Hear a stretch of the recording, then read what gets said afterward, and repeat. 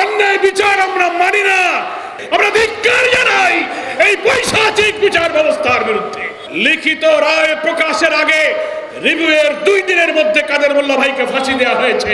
খুনের মাস্টারমাইন্ড শেখ হাসিনার বিচার হবে, তার সঙ্গী সাথী অপরাধী তাদের বিচার হবে। আপিল বিভাগের রায়ের পরে রিভিউয়ের সুযোগ থাকে।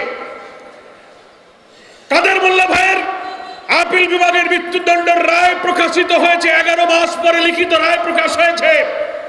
অথচ সেই লিখিত রায় প্রকাশ করার পর রিভিউ করার আইন ছিল। লিখিত রায় প্রকাশের আগে রিভিউয়ের 2 দিনের মধ্যে কাদের মোল্লা ভাইকে ফাঁসি দেওয়া হয়েছে।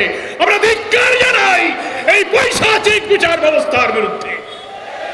বর্তমান যে ট্রাইব্যুনালে বিচার হচ্ছে, খুনের মাস্টারমাইন্ড শেখ হাসিনার বিচার হবে, তার সঙ্গী সাথী অপরাধী যারা হাজার হাজার ছাত্র জনতার জীবন কেড়ে নিয়েছে তাদের বিচার হবে। সেই বিচার করতে কোনো মিথ্যা সাক্ষী লাগবে না, অন্যায় করা লাগবে না, ন্যায়সঙ্গতভাবে তাদের অপরাধের বিচারে শতবার শেখ হাসিনাকে ফাঁসি দেওয়া যাবে। কাদের মোল্লা, নিজামী, সাইদির বিচারের জন্য মিথ্যাবাদী, মিথ্যা এজাহার, মিথ্যা বিচারক, মিথ্যা সাক্ষী সব মিথ্যা আনা হয়েছিল। কিন্তু এই খুনের মাস্টার মাইন্ডদের ফাঁসি আর বিচারের জন্য কোনো মিথ্যার আশ্রয় নেওয়া লাগবে না, সত্য কথা দিয়েই তাদের ফাঁসি দেওয়া যাবে। বিচারকদেরকে আমি সেই কথা স্মরণ করিয়ে দিয়ে বলবো, যদি আপনারা পারেন, ন্যায় বিচারক হয়ে থাকেন, অন্যায়ভাবে আদালতের বিধান লঙ্ঘন করে আমাদের চেতনার, আবেগের, শাহাদাতের প্রেরণার উৎস কাদের মোল্লাকে যারা ফাঁসি দিয়েছে, ওই বিচারক, ওই প্রসিকিউটর, ওই সময় যারা ক্ষমতায় ছিলেন, জাগরণ মঞ্চের যারা নায়ক, একটা সরকার থাকতে শাহবাগ আরেকটা সরকার বসিয়ে যারা এই জুলুম করেছেন তাদেরকেও বিচারের আওতায় আনার জন্য আমি আহ্বান জানাই। আমার এক নেতার কথা আজ মনে পড়ছে, যিনি অবিভক্ত ঢাকা মহানগরীর বিপ্লবী নেতা ছিলেন, যার অগ্নিঝরা বক্তব্য শুনে টেকনাফ থেকে তেতুলিয়া দুনিয়ার দিকে দিকে মানুষ অনুপ্রাণিত হতো।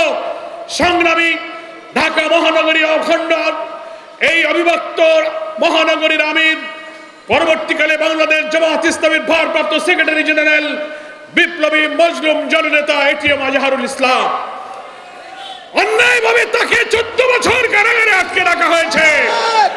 আমরা কোন বিচার, অন্যায় বিচার আমরা মানি না। কেন এখনো তাকে মুক্তি দেওয়া হচ্ছে না? অবিলম্বে আইনি প্রক্রিয়ায় আমরা যেমন অন্যায় মামলার বিরুদ্ধে আবেদন করছি, এই মামলা অন্যায়ভাবে করা হয়েছিল, আপনারা তাকে অবিলম্বে কারাগার থেকে মুক্তি দিন। তাকেও মৃত্যুদণ্ড দিয়ে 13টি বছর ফাঁসির ছেলে কারাগারে ধুকে ধুকে মৃত্যুর দিকে ঠেলে দেওয়া হচ্ছে। আমরা এটিএম আজহারুল ইসলাম ভাইয়ের আজকে তার এই প্রিয় ঢাকা মহানগরী, এই মতিঝিল পল্টন, বাংলাদেশের রাজধানী ক্যাপিটাল সিটি হচ্ছে ঢাকা, আর পল্টন হচ্ছে সেই ক্যাপিটাল সিটির heart of the capital city হচ্ছে পল্টন আর মতিঝিল। এখানে 28 অক্টোবর 2006 কিভাবে শেখ হাসিনা খুনির নির্দেশে লগি বৈঠা দিয়ে আমার ভাইদেরকে শহীদ করা হয়েছে, কত আন্দোলন, কত শাহাদাত, কত গুলি, কত রক্তের স্মৃতি এই পল্টনে আছে। আজকের এই পল্টনের ঐতিহাসিক কর্মী সম্মেলন থেকে আমরা আমাদের প্রিয় আজহার ভাইয়ের মুক্তি দাবি করছি।